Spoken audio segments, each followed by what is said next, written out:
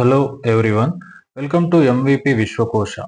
Today we are discussing 9th September 2025 current affairs. In that first point, that is about European Union trade deal team visit to India.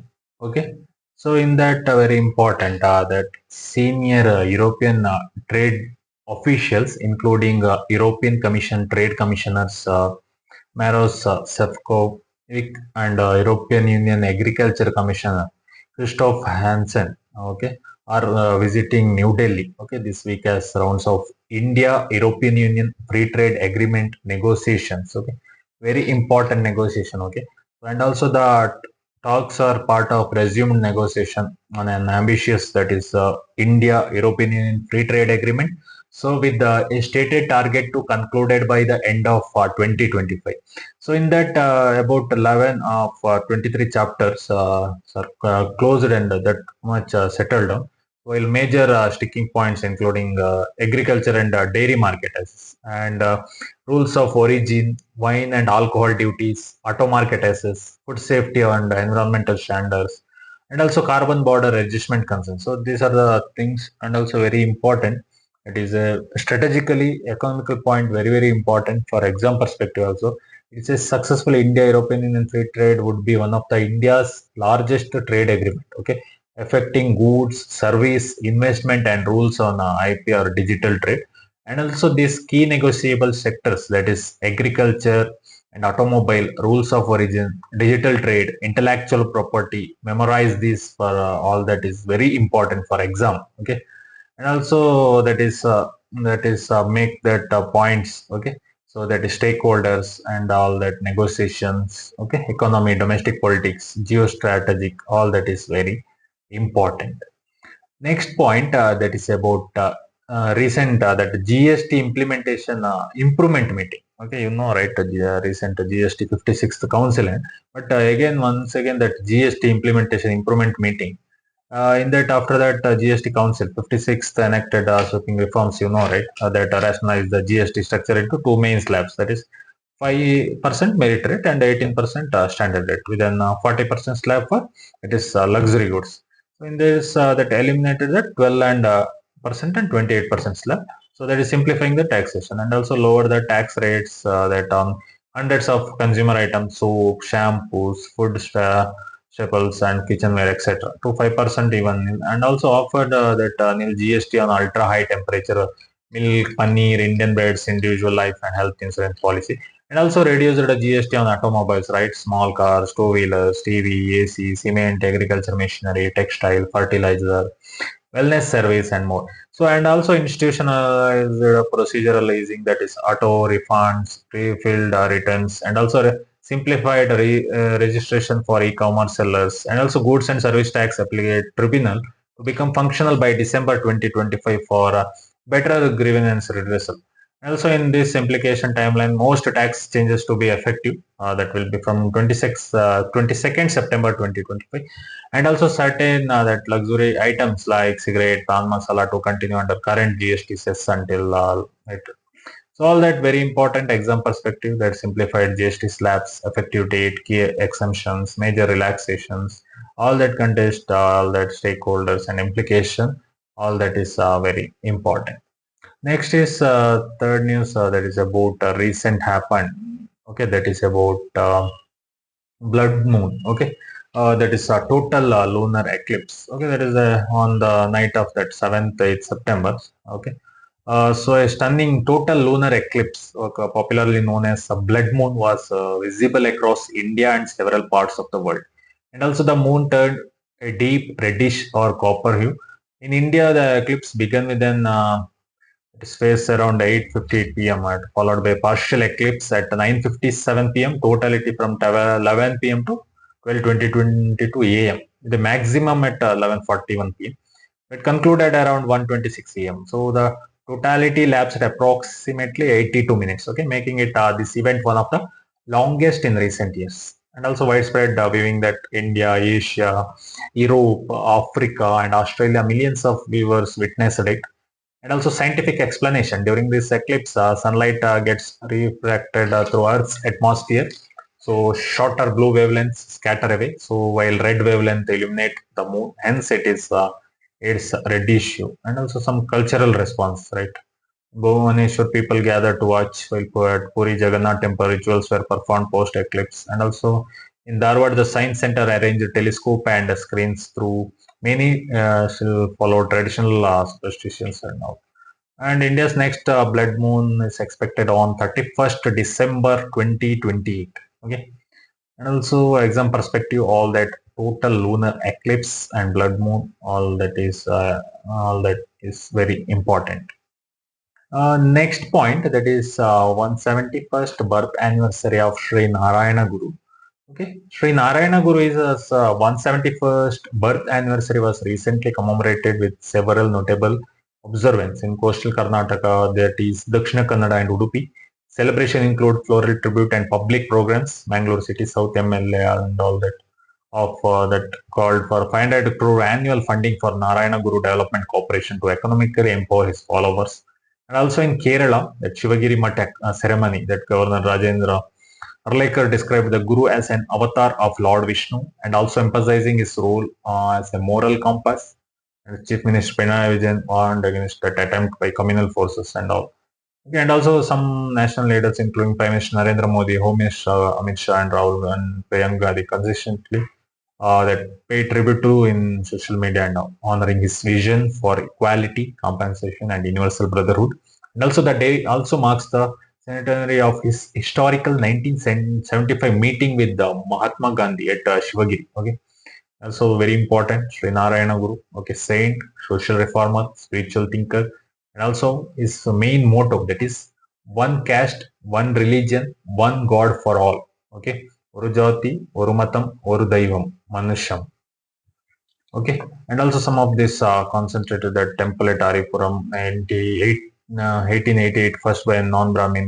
Okay, and also state holiday. So Narayana Guru Jayanti is public holiday in Kerala. Okay, and also very important, all that significant spiritual leadership with social reforms, all that is very important. Next is that is recent NS, that is Ajit Doval's dialogue meeting between India and Iran. Okay, that is high level NSA engagement. India's national security advisor Ajit Doval engaged in a telephone conversation with the Iranian counterpart Ali Arjani, focusing on deepening bilateral cooperation. Key areas discussed include trade, defense, security, and regional connectivity. And also, especially in strategic significance, that is about the Chabar port, okay, that's in Iran. And also, next up, that both sides are preparing for in-person follow-up meetings soon to further push forward collaborative initiatives. And also some foreign office consultation. India and Iran will conduct structured foreign office talks in Tehran this week. And also discussion will expand on that Chabar port and broader international that north-south transport corridor, very important corridor. And also that trilateral meeting involving India, Iran, Armenia is also expected, aimed at boosting regional connectivity. All that all that India-Iran meeting and strategically that trade, defense, security, Chabar port and that is international north-south transport corridor, India-Iran, Armenia, trilateral talks, all that is very important. And all my multi-dimensional cooperation, connectivity, focus, regional dynamics, all that is very, very important.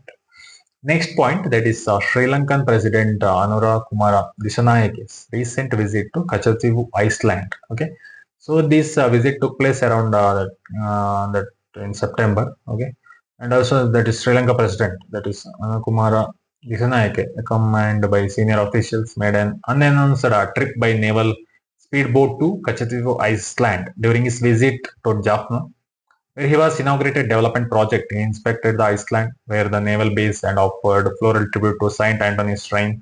And also in his remarks, the president affirmed that Katchatheevu is an integral part of Sri Lanka and that his government will protect the nation's land, sea and sky from foreign encroachment.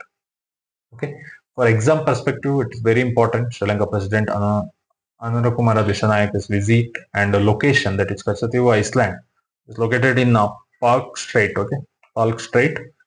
And also that means that all that significance that first Sri Lankan president to visit, strong sovereignty message. And also strategic importance, that livelihood and security, legal, political issue, all that implication, geopolitical signaling, diplomatic delicacy, judicial development in all that perspective, it is very important. Next news that is related to on Nepal's social media ban and all. Okay, so nationwide that social media ban imposed, right? So in that Nepal blocked access to 26 major social media platforms there, right? That including Facebook, Instagram, WhatsApp, YouTube, and all X, and for failing to comply with government mandated registration requirement, like establishing local offices or grievance redressal point platforms such as TikTok and Viber continued functioning due to complaints. Okay, so in that mass protested, okay, youth-led Gen Z protesters broke out across the country, driven not only by frustration over the social media ban, but deeper issues like corruption, authoritarianism, and lack of opportunities. And also, clashes turned deadly. Okay, police opened fire amid protests, resulting at least 19 deaths and over 100 injuries. It's promoting that widespread condemnation from human rights organization, and also after that, the ban lifted amid escalating unrest. Facing continuing uproar, the government reversed the ban, restoring access to platforms like Facebook, WhatsApp, Instagram, YouTube, and X. And also, indefinite curfew was imposed in Kathmandu, and also ministerial panel was formed to investigate the violence. And also, government response. The Prime Minister expressed regret over the loss of life and announced compensation for victims, families, free treatment for the injured, and a 15-day inquiry. So all that very important, that tracks, okay, reasons, casualty, and ban reverse, all that is okay. And also freedom of expression versus oversight and youth, all that, and also youth and student group and digital right advocates and media, all that perspective is very important.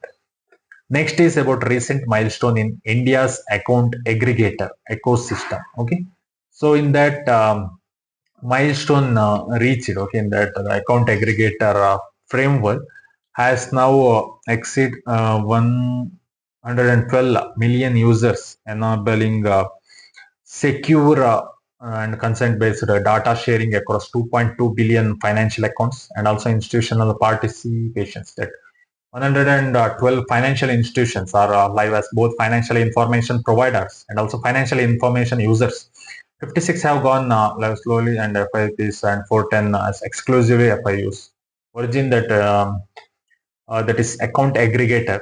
That is framework was launched in 2nd September 2021. That master direction were issued by the RBI in 2016 to set up the ecosystem.